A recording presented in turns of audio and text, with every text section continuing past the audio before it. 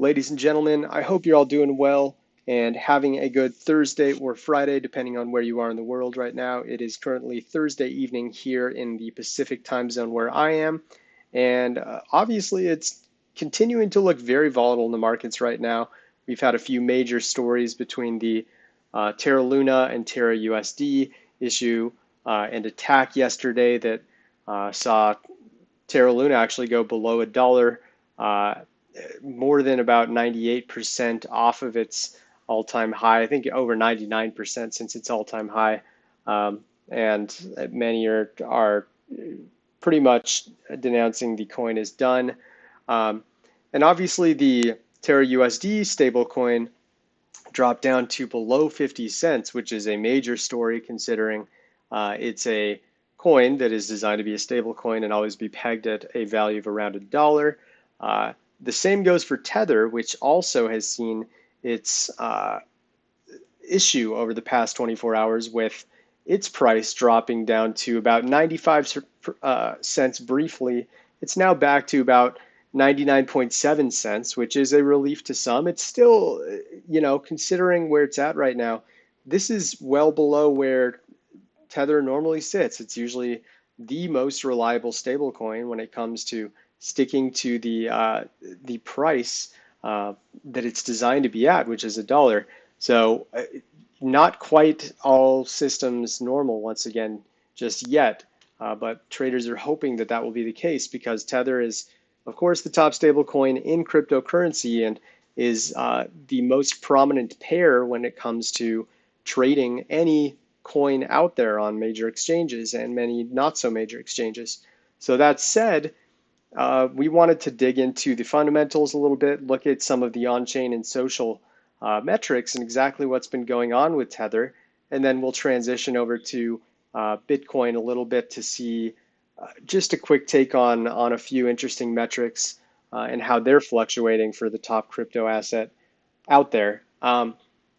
So beginning on this whale screen, we're looking at the supply distribution of addresses that hold between 100,000 and $10 million in USDT. Dollars obviously take with a grain of salt because that implies that the price would be right at $1. It's essentially there at 99.7 cents, but obviously slightly below. But either way, it's 100,000 Tether to 10 million Tether. And we can see that there was a giant drop as a result of this unpegging, if you will, from $1 that happened. So we dropped for this group of key stakeholders who really fluctuate their holdings based on their confidence in the markets. They went from holding 13.79 billion Tether yesterday to down to 13.08 billion today. That's a difference, if I'm doing the math correctly, of about $710 million roughly in Tether that was dumped. And this is pretty notable because it was actually the largest daily dump, a 24-hour dump, ever in the history of Tether, going back to at least when we had data, 2015, 2016 or so. That's obviously a big deal. It shows that the top key stakeholders are not confident in the stablecoin having some stability, which is, of course, pun intended, exactly what it's there for. So that's going to be a bit of a concern for us. We want to see that whales are accumulating more and more supply over time of the top stablecoin because it means they're increasing their buying power. Doesn't necessarily mean that they've exited crypto. They could have put it back into coins, which would be great news, or non-stable coins, I should say. They could have put it in other stable coins as well, which we haven't quite explored yet, but we're going to research that over the next couple days and see what we find, maybe talk about it on This Week in Crypto tomorrow. But this is a very interesting development. This is just the last 1 year. If we look at going back to 2015, we can see just how much they really accumulated, especially here in 2019. So it's quite fascinating to see this huge plummet, right, after such a long period of just more and more stablecoins being accumulated. interesting to see that the drops, the next biggest drop really started in January, just about 4 months ago. So you can see that this is really kind of tapered off, and it could be due to the introduction of other stable coins, of course, over the past year. More variety out there is a good thing. But generally speaking, this has never been seen before. So it's going to be very interesting to follow and see if these key whales continue to dump their stable coins or begin to recover as their confidence returns. Next up, let's take a look at some of the more traditional on-chain and social metrics for Tether that are going on. One obvious one here that's very interesting to see is the circulation, and this would make sense. Being the highest circulation day of all time for Tether, it occurred really in association with what the whales were doing. So a large part of the 6.43 billion unique Tether coins that were circulated in some respect or moved from one address to another, that was largely due to the whale activity, but also plenty of smaller traders are fearing the long-term repercussions of this unpegging of Tether, and they're moving things around too. So this is going to be interesting to watch. Tomorrow could actually be larger than this in terms of circulation. Daily active addresses, same thing, largest of all time. The total amount of Tether addresses that made at least one transaction exceeded 111,000 for the first time ever. It's actually the first time we got over 100,000. At least in the last year, the nearest time was back in November. This was just after the Bitcoin all-time high, about a week later, and it hit about 96.5K.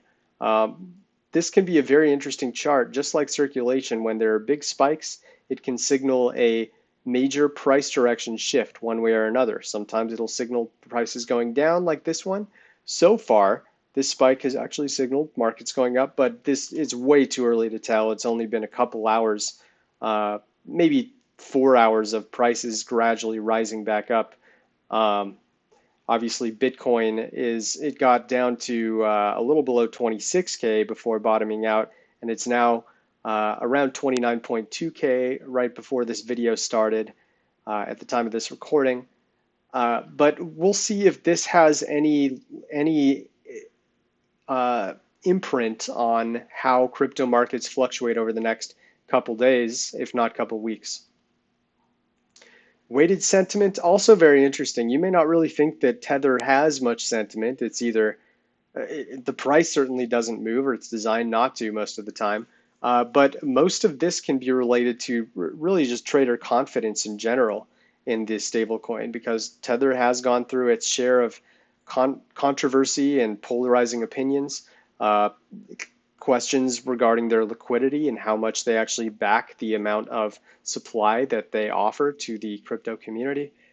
We can see clearly here the reputation going back to mid to late March has been mostly positive. It was actually very positive up until this big drop, and now we're seeing the first time that people are less than thrilled about, compared to average, about Tether since the week of March 9th to 16th or so.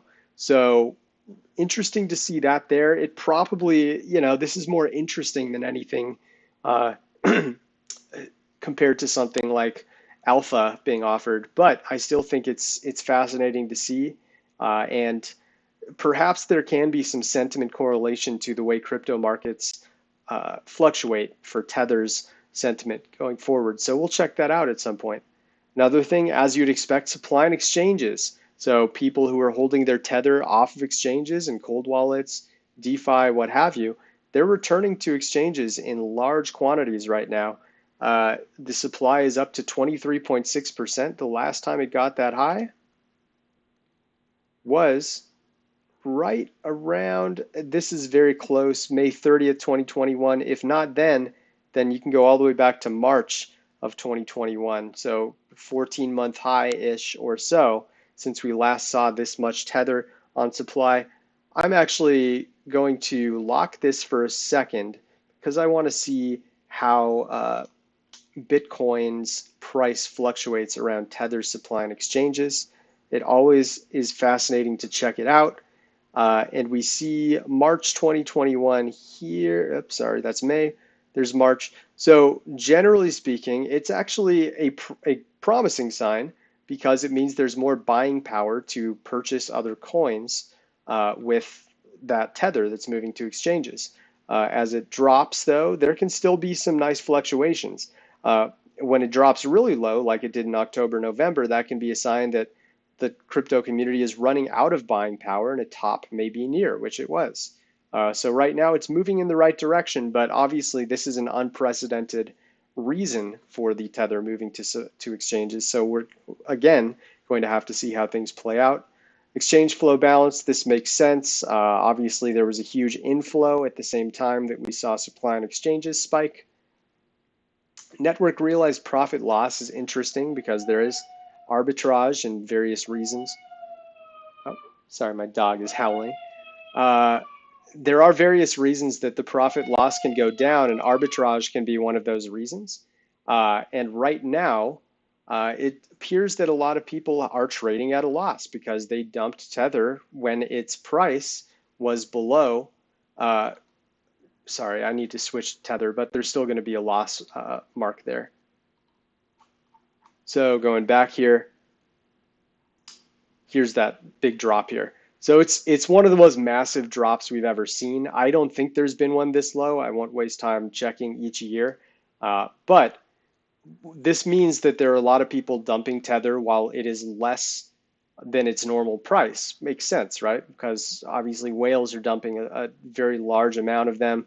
6.4 billion unique Tether have been circulated. So it's a lot of people getting rid of their Tether while it is at a deficit.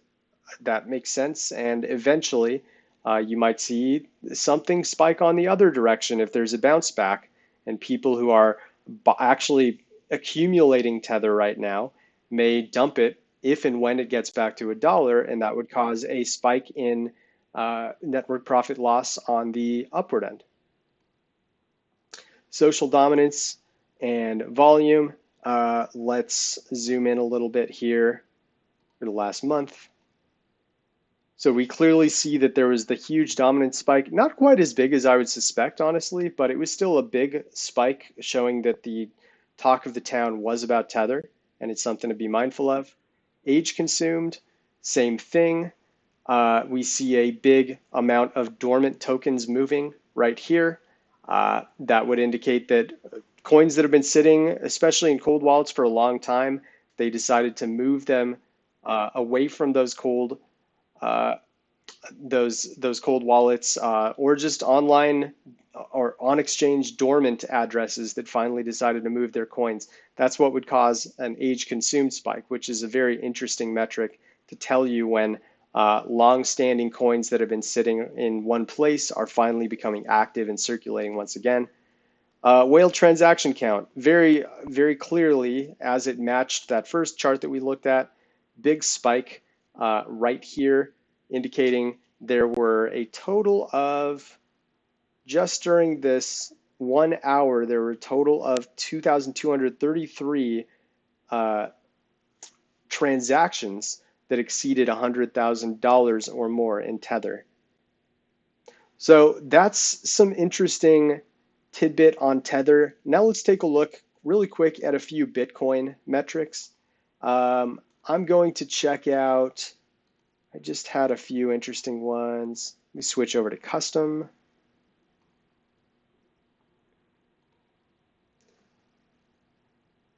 So custom metrics here. These are a few metrics that I occasionally like to look at that are more intangible, not as you know, as much of the normally relied upon metrics that we check in on a daily or weekly basis, but they do give long-term indicators about how the network is looking. And if the network is looking healthy, that's a good sign for all of crypto, obviously, when we're talking about Bitcoin here and the long-term on-chain and social metrics. The pink line here is the average MVRV, which combines the 1, 7, 30, 90, 180, and 365-day MVRVs to show what the average profitability is of traders. And we can see yesterday we dropped to the lowest point we've seen at least in the past 6 months. If we go to the last year, let's see if we can find any time that it's gotten this low. So far, no. Still no. Over the last 2 years, 3 years, now we're getting there. So it looks like the last time we had an average MVRV or traders having such a negative return was Black Thursday, when crypto, of course, uh, dumped dumped entirely because of the fact that there were COVID fears at that time, and this wasn't just exclusive to crypto. We saw equities and precious metals, all sorts of things just really fall off a cliff. So it has been that long since we've seen average profitability this low. Now, going back to just the last 6 months here, you'll notice this red line. This shows what the shorter term traders are doing compared to the longer term ones. And when short term losses are exceeding the longer term losses, you'll see it in the negative here. And it generally is a good thing. If we look at like a year to give a little more context, when it's negative, you tend to see bottoms. When it's high, and the long-term traders are really starting, or sorry, the short-term are really starting to profit over the long-term, that's when you see these tops occur. Um, Obviously, this was an interesting case because it never quite got below zero before bouncing up again to an all-time high. But we've documented many times that markets were extremely overheated according to many fundamental metrics at this time when it did reach that 68K level. And then, of course, we saw a bottom once the red line went back down here. And now we're seeing that the red line is back on the good side of things if you're a bull, because it implies that there is less risk in buying in right now than usual, because you are buying in while other shorter term traders are really struggling and are deep in the red. Active addresses versus price. We touched on this earlier on Twitter, but this is the highest divergence between the amount of unique addresses and the current price of Bitcoin in, I believe it was over 2 years. Just zooming out here, not quite over 2 years, excuse me. So this was the last time we saw it was, I think it was around March 2021. So we're talking around a 14-month high in this divergence, and that's a very good thing. It means that people are continuing to circulate Bitcoin through many different addresses despite prices really plummeting. And generally, high utility implies higher prices for any asset given enough time. So that's another good macro indicator right there. Positive versus negative sentiment is interesting. Let's go to let's try the last 3 years so we can get some context, because this is an interesting metric. The reason we don't use it is because generally as crypto grows, there's going to be more commentary, and with more commentary, it's just going to be greater and greater positive commentary toward crypto, especially just exponentially. It tends to grow compared to negative comments at the same rate. But on a shorter time scale, if we looked at just the last 3 months, we can see that the euphoria was actually getting really high around mid-April. A lot of people thought this was around the dip buy time, right? Because back in mid-February, when the Russia-Ukraine war was announced, there was a big dip right after, a big dip, and then a huge recovery right after. So people were kind of thinking history would repeat itself. We saw a little bit of a good sign here. People got even more euphoric, and then boom, punishment for all of that positivity and anticipation of, the Lambos and moon emojis returning. So now that it's really plummeted, you can see that we are very negative, easily the most we have been in the last 3 months. And if we go to the last year, the last time we saw this much negativity was back in mid-January. So we're at about a 4-month low there, and that again is a good thing. It means there's a lot of FUD happening, and with FUD comes bounces. Last but not least, we can look really quickly at just the average funding rate, and we can see that it's really bounced all over the place. We got super um, high long funding rates here back just about a little under 24. I think this was like 16 hours ago. And there actually has been a bounce, but you can see just how quickly it went back into short territory because people don't believe that this bounce can be legitimate. And if we start to see a sustained short period, it's generally a good thing. I'm not talking about like this long of a short period. I'm talking about like a week straight where people are very clearly short and betting against Bitcoin's price. That means liquidations can happen, and that is when uh, those liquidations can be used as rocket fuel for Bitcoin and the rest of the crypto markets to bounce again. So long story short, we're seeing some good signs on the Bitcoin end. Tether's a bit scary because this is pretty unprecedented right now. Not going to give any investment advice, but we're starting to see at least some good semi-bullish divergences forming. There are many others that we'll cover tomorrow that are bullish and bearish, so don't think that any one metric is going to tell the story. But I hope this was educational for you guys and gave you a little glimpse on how the crazy markets are looking fundamentally at the moment. Stay safe. I'll talk to you in about 13 hours on This Week in Crypto from the time of this recording. Talk to y'all soon.